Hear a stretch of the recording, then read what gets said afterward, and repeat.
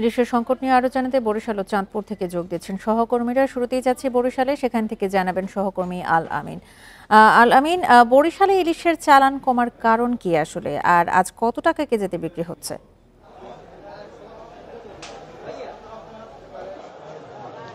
জি, আসলে ব্যবসায়ীরা যেটি বলছেন যে বাজারে নদীতে এবং সাগরে তারা পর্যাপ্ত পরিমাণ ইলিশ পাচ্ছেন না, যার ফলে কিন্তু বরিশালের এই পোর্ট রোড মোকামে আমরা দেখছি যে সকাল থেকেই বাজারে বেশ চড়া দামে ইলিশ বিক্রি হচ্ছে। এবং যারা আজকে মাছ রপ্তানি করছেন, আমরা যদি একটু দেখানোর চেষ্টা করি, আসলে যারা মাছ রপ্তানি করছেন, এই যে মাছটি আপনারা দেখতে পাচ্ছেন সেটি হচ্ছে যে আসলে এই মাছগুলি কিন্তু আসলে ভারতে রপ্তানি করা হবে এবং সেই রপ্তানির জন্য কিন্তু এই মাছগুলো নিয়ে আসা হয়েছে। এবং আমরা যদি একটু দেখাই যে আসলে যে এই মাছের যে এই যে সাইজটি রয়েছে মাছের, এই মাছের সাইজটি কিন্তু আসলে সংকট দেখা দিয়েছে, যার ফলে কিন্তু যারা রপ্তানিকারক রয়েছে তারা কিন্তু আসলে এই মাছটি আসলে তারা বিভিন্নভাবে সংগ্রহ করছেন এবং সংগ্রহের পরে কিন্তু এখানে নিয়ে আসছেন। এবং এই মাছটি পেতে কিন্তু আসলে যেটি এলসি বলা হয়, অর্থাৎ 900 থেকে 600 গ্রামের মধ্যে যে মাছটি রয়েছে সেই মাছটির জন্যই কিন্তু আসলে ব্যবসায়ীরা অপেক্ষা করছেন। এবং সাগর এবং নদীতে এই মাছটি আসলে ধরা না পড়ার কারণে কিন্তু আসলে দাম কিছুটা বেড়েছে। এবং বরিশালের বাজারে যে চিত্র আমরা আজকে যেটি দেখেছি যে আসলে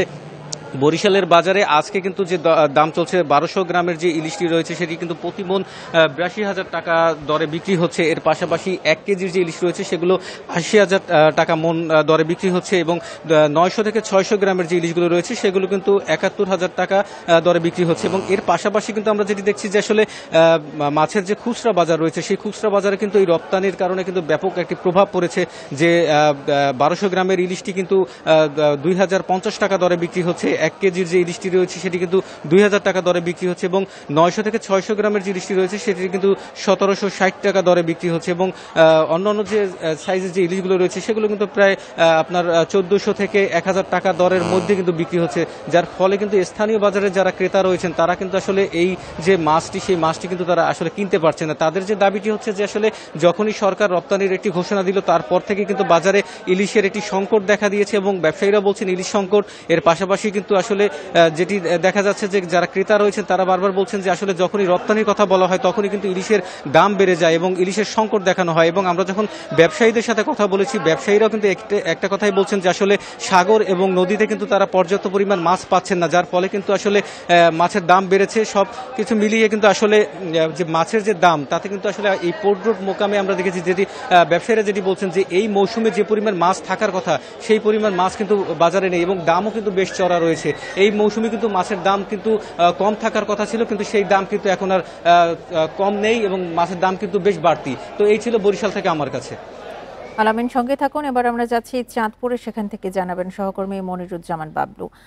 বাবলু, চাঁদপুর তো ইলিশের বাড়ি হিসেবে পরিচিত, সেই ইলিশের বাড়িতে এখন কি অবস্থা দেখতে পাচ্ছেন? চাঁদপুরে ইলিশের বাড়ি, কিন্তু এখানে ইলিশের দাম কিন্তু চড়া। বিগত বছরে এই দিনে কিন্তু মাছের দামটি যে পরিমাণে মাছের দাম ছিল 1400-1500 টাকা, সেটি কিন্তু এবার 1800 থেকে 1900 টাকা বিক্রি হচ্ছে।